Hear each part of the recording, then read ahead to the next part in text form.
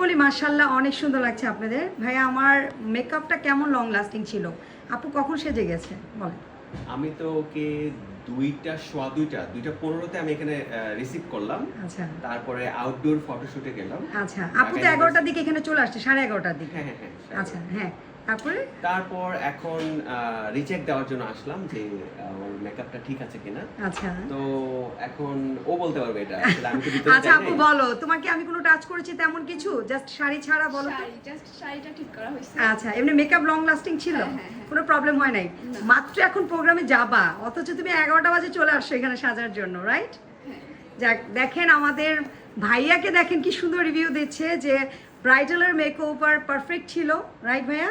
Perfect ছিল। আচ্ছা, যাই হোক, এটার জন্য থ্যাংক ইউ সো মাচ। আমাদের মেকআপ ভালো লাগছে আপনার কাছে ভাইয়া?